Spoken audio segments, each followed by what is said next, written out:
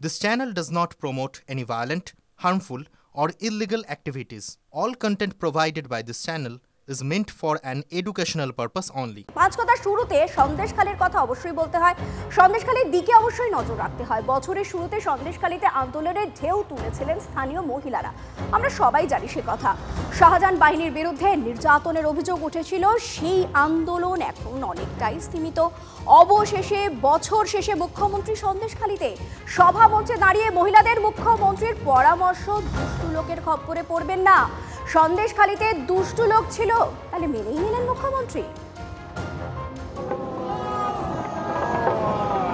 উঁচু উঁচু ঢেউ আছড়ে পড়েছে পেরুর উপকূলে।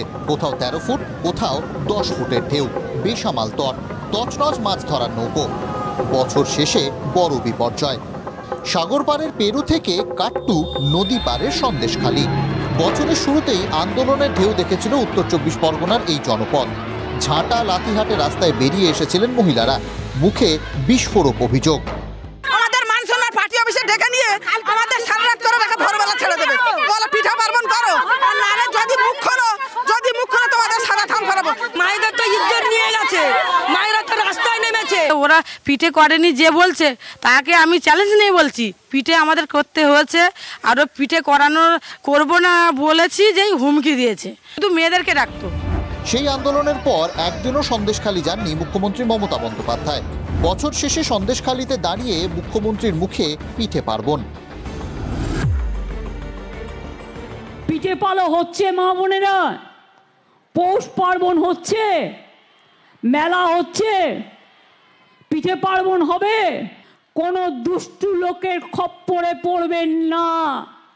আর মনে রাখবেন, কোনো মেয়েরা কেউ ডাকলো আর চলে গেল সেটাও যাবেন না। মুখ্যমন্ত্রীর মুখেই দুষ্টু লোক। তবে কি সন্দেশখালীর মা বোনেদের অভিযোগ মেনেই নিলেন?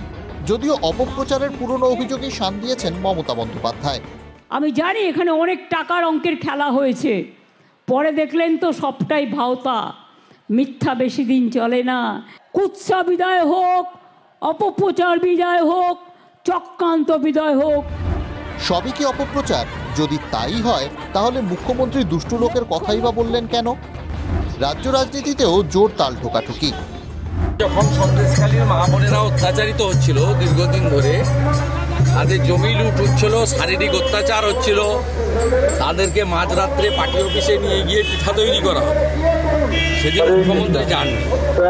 একজন মহিলা হিসেবে তার যে কর্তব্য করা উচিত ছিল সেটা তিনি করেন।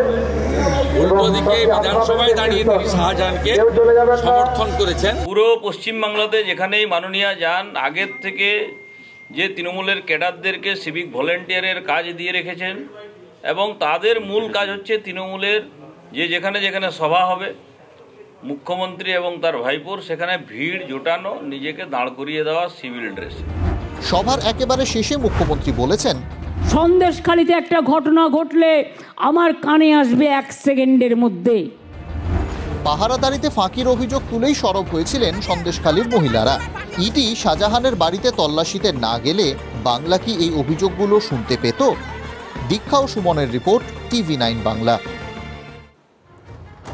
চলতি বছরের 5ই জানুয়ারি ইডির ওপর যে হামলার ঘটনা ঘটেছিল সে কথা আমার আপনার সকলেরই নিশ্চয়ই মনে আছে। শাহজাহান বাহিনীর সে কি তাণ্ডব! সেই সময় থেকেই শাহজাহান, শিবু, উত্তমদের মতো তৃণমূল নেতাদের বিরুদ্ধে মুখ খোলেন সন্দেশখালীর মহিলারা। তার ছাপও লোকসভা ভোটে পড়ে। বসিরহাটে তৃণমূল জিতলেও সন্দেশখালীতে লিড ছিল কাদের? বিজেপির। ভোট পর্ব মেটার পাক্কা 6 মাস পর সন্দেশখালীতে মুখ্যমন্ত্রী, সঙ্গে বেনারসি, টেডি, চকোলেট। মহিলা ভোটে কি তাহলে লক্ষ্য? লোকসভা ভোটের নির্বাচনী প্রচারে বসিরহাটে গিয়েছিলেন মুখ্যমন্ত্রী, সন্দেশখালীতে যাননি। সেই সভা থেকেই বলেছিলেন, বসিরহাটে হাজী নুরুল যেদিন জিতবে তার কয়েকদিনের মধ্যে আমার প্রথম ভিজিট এবার সন্দেশখালী হবে। তার কারণ আমি আপনাদের দেখতে যাব। বসিরহাটে শেখ নুরুল ইসলাম জিতলেও সন্দেশখালীতে বিজেপির চেয়ে 8,387 ভোটে পিছিয়েছিল তৃণমূল। যদিও 4 জুন ভোটের রেজাল্টের দিন মুখ্যমন্ত্রী বলেছিলেন, সন্দেশখালীর মানুষ দেখিয়ে দিয়েছে, আই স্যালিউট টু মাই মা বোনদের, সন্দেশখালীতেও আমরা জিতেছি এবং যে বুথে চক্রান্ত করেছিল সেই বুথেও আমরা জিতেছি। জুনের পর ডিসেম্বর গড়িয়ে বছর শেষের মুখে। ডিসেম্বরে হঠাৎই মুখ্যমন্ত্রী ঘোষণা করেন সন্দেশখালী যাবেন। এই বছরের 30শে ডিসেম্বর আমি বেলা 1টায় আমি এতে যাব, সন্দেশখালীতে একটা পাবলিক ডিস্ট্রিবিউশনের প্রোগ্রাম নিয়েছি। সপ্তাহের প্রথম দিনই সন্দেশখালীতে মুখ্যমন্ত্রী। যে মহিলারা সন্দেশখালীতে আন্দোলনের ঢেউ তুলেছিলেন তাদের জন্য শুরু থেকেই বিশেষ যত্নবান সরকার। রূপশ্রী প্রকল্পের জন্য 25,000 টাকা, সঙ্গে সন্দেশখালীর তরুণীদের হাতে বেনারসি তুলে দেন মুখ্যমন্ত্রী। ঐক্যশ্রী প্রকল্পের সাহায্যের সঙ্গে চকলেট, টেডিও তুলে দেওয়া হয়। বারবার মা বোনেদের কথা বিশেষভাবে তুলে ধরেন মুখ্যমন্ত্রী। নদী বিস্তৃত এলাকা, অনেক দূর দূর থেকে অনেক কষ্ট করে তারা এসছেন। আমি আপনাদের সকলের পাগুলোকে প্রণাম জানাই। এই লক্ষ্মীর ভাণ্ডার যারা পাচ্ছেন এবং যারা এখনো পাননি, যারা পাবেন, মনে রাখবেন শুধু 60 বছর পর্যন্ত নয়, যতদিন বেঁচে থাকবেন ততদিন এই ভাতা পেয়ে যাবেন। সন্দেশখালীতে দাঁড়িয়ে 123 কোটি টাকার 66টি প্রকল্পের উদ্বোধন করেন মুখ্যমন্ত্রী। আরও টাকা দিয়ে আরও 42টি প্রকল্পের কথা বলেন। কিন্তু সন্দেশখালীর মা বোনেরা মুখ্যমন্ত্রী সভামঞ্চের সামনে বসেই ক্ষোভ উগড়ে দিয়েছেন। মিনিমাম যে ন্যূনতম যে আমাদের রাস্তাঘাটটা যদি ঠিক মতো না হয়, আমরা জনসাধারণ অফিস আদালত করবো কি করে, মানুষের পরিষেবা দেবো কি করে? সাইকেলটা যে যাতায়াত করে সে যদি 1 ঘন্টার জায়গায় 3 ঘন্টা লাগে, তাহলে সেই টাইমটাই তো পৌঁছতে পারবে না। আমরা কিনে কিনে জল খাচ্ছি, আমাদের পক্ষে কি সম্ভব 5 থেকে 7,000 টাকা রোজগার করি?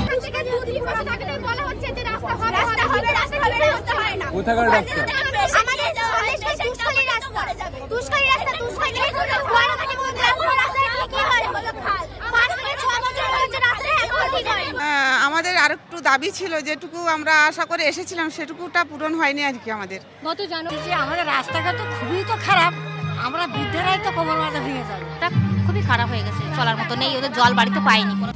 রাস্তা, জল এমন বেসিক নিডের জন্য হন্যে হতে হচ্ছে। মুখ্যমন্ত্রী অবশ্য সন্দেশখালীর মিটিং নিয়ে খুশি। 26এও বিজেপির লিড থাকবে নাকি মা বোনেদের ভোটের ভান্ডার মমতার দিকে ঝুঁকবে? সুমন ও দীক্ষার রিপোর্ট, TV9 বাংলা।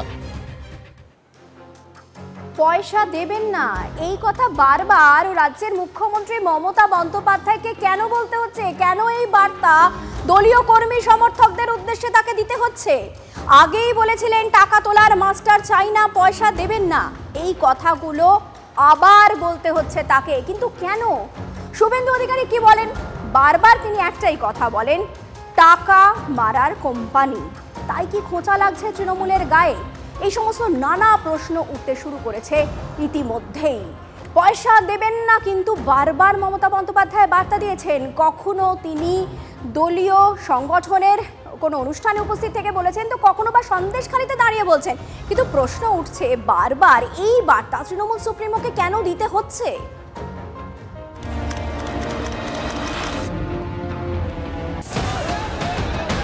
সন্দেশখালীতে শেখ শাহজাহান বাহিনীর বিরুদ্ধে জমি দখল, সরকারি প্রকল্পের টাকা নয় ছয়ের বিস্তর অভিযোগ। রাজি না হলে কোদালের বাট দিয়ে মারা হতো বলেও অভিযোগ উঠেছিল। না হলে পালিশ হবে, তাই যে লাঠি পালিশ হবে, কোদাল ব্যাট চান্স দিবে, ছোট মোটো এত বড় কোদাল ব্যাট খেলা বল চালাবে বাড়ি। এবার সেই সন্দেশখালীতে দাঁড়িয়েই সৎ থাকার পরামর্শ মুখ্যমন্ত্রীর। পরিষ্কার বলি, সৎ থাকলে কি হয় জানেন? সৎ থাকলে আল্লাহর দোয়া পাওয়া যায়, ঈশ্বরের আশীর্বাদ পাওয়া যায়। সরকারি প্রকল্পের জন্য টাকা দেবেন না, আবার বলেছেন মুখ্যমন্ত্রী। আমরা যে স্কিমগুলো দিচ্ছি, এই স্কিমগুলোর জন্য কাউকে কোনো পয়সা দেওয়ার দরকার নেই। এটা গভর্নমেন্টের টাকা, আপনি পাচ্ছেন সরাসরি ব্যাংকের মাধ্যমে। তাই কাউকে কোনোদিন কেউ চাইলেও দেবেন না। কোনো পয়সা কাউকে গভর্নমেন্টের কোনো স্কিমের জন্য দেবেন না। এই বার্তা কি শুধু সন্দেশখালীর জন্যই নাকি গোটা বাংলার জন্য? এবছর জুনে লোকসভা ভোটে 29টি আসন জেতার কয়েকদিন পরই মুখ্যমন্ত্রী বলেছিলেন, আমি টাকা তোলার মাস্টার চাইছি না, আমি জনসেবক চাইছি। এরপর কি টাকা তোলা বন্ধ হয়ে গিয়েছে? উত্তর না। একের পর এক অভিযোগ। বাংলা আবাস যোজনার টাকা অ্যাকাউন্টে পৌঁছতেই হাত পাততে পৌঁছে যাচ্ছেন তৃণমূল নেতা কর্মীরা। প্রমাণ সমেত অভিযোগ করেছেন বিরোধী দলনেতা শুভেন্দু অধিকারী। যেমন মুর্শিদাবাদের জঙ্গিপুর মহকুমার সুতি কাশিমনগর পঞ্চায়েতের বুথ সভাপতি নীলিমা দাস। কারণ 15-20 কম লেয় না মা, আমার বিশ্বাস করেন, শুনেন মা, এই টাকার ভাগিদার কেউ নয়, আমরাই, তাছাড়া আর কেউ না। টাকা নেওয়ার কথা অস্বীকারও করেননি তৃণমূলের ওই নেত্রী। নতুন কর্মী হিসাবে আমার অতটা অভিজ্ঞতা নাই যে কী থেকে কী হয়, কী থেকে কী হয় না, আমি অতটা জানি না। আমার ভুল হয়েছে, আমি বুঝতে পারিনি সঠিকটা। শনিবার আরও একটি অডিও পোস্ট করেন বিরোধী দলনেতা। সেখানে চোপড়া সুভাষনগর বুথের তৃণমূল নেতা চিত্তমণ্ডলের বিরুদ্ধে টাকা চাওয়ার অভিযোগ। না, আমি 20,000 টাকা তুমি মার কাছে চাইতে আসছো। 20,000 টাকা তুমি কিসের জন্য? তোমাকে 20,000 টাকা দিব। আমি এই যে রোডে আছি, রোডে আসলে না, কিসের জন্য 20,000 টাকা দিব বলো? মার কাছে তো চাইতে আসছো, এখন বলতে পারছো না? শুভেন্দু যখন এই ধরনের অভিযোগ নিয়ে পোস্ট করেন, সঙ্গে লেখেন টিএমসি সমান টাকা মারা কোম্পানি। বিরোধী দলনেতার খোঁচাকে শাসক দল কি সত্যি অনুতপ্ত? তাই কি ইমেজ মেকওভারের টাকা না দেওয়ার বার্তা মুখ্যমন্ত্রীর? অনেক বিরাট কাজ হচ্ছে, বিরাট ভালো কাজ হচ্ছে, তার মধ্যে কিছু খারাপ লোক তো সব সময় সব যুগে থাকে, তো তাদের খপ্পরে যেন কেউ না পড়েন সেই জন্য মুখ্যমন্ত্রী সাবধান করে দিয়েছেন। আপনি এই বলুন, ওই ল্যাপটপের টাকা মোট সংখ্যাটা হচ্ছে 46 লাখের বেশি, আর গন্ডগোলটা হচ্ছে 1900। মুখ্যমন্ত্রী বলার পরও লোকাল নেতারা টাকা চাওয়ার সাহস দেখান কি করে? কড়া শাস্তির বন্দোবস্ত নেই, তাই কি খুল্লা তোলাবাজি? দীক্ষা ও সুমনের রিপোর্ট, TV9 বাংলা।